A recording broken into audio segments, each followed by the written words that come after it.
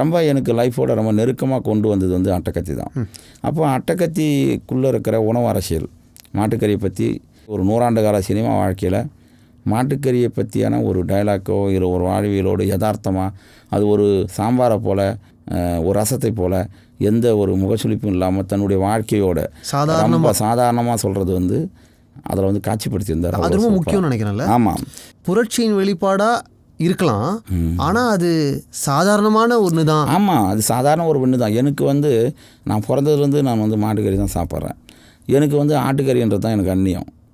எனக்கு கோழிக்கறி தான் எனக்கு அந்நியம்.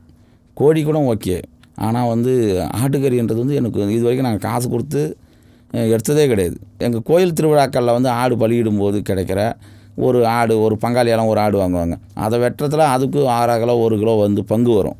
அந்த தான் நாங்கள் சமைச்சிருக்கிறோமே தவிர பெரும்பாலும் வந்து விரும்பி அதை எடுக்கிறதே கிடையாது. ஆட்டுக்கறி எடுக்கிறது இல்லை.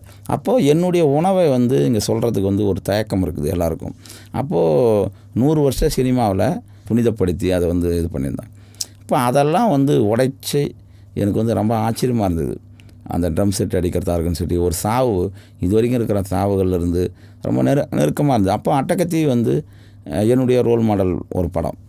அப்போது என்னால் படம் எடுக்க முடியுன்ற நம்பிக்கை அட்டைக்கத்தி பார்த்த பிறகு தான் எனக்கு வந்து. உங்களுக்கு நம்பிக்கை கொடுத்த ஒரு படம். ஆமாம், கண்டிப்பாக. கால் 94980101 to avail 1 month free internet. Crucianet, India's fastest customer support. Certified by Google, trusted by Indian Air Force, Greater Chennai Police and 20,000 families.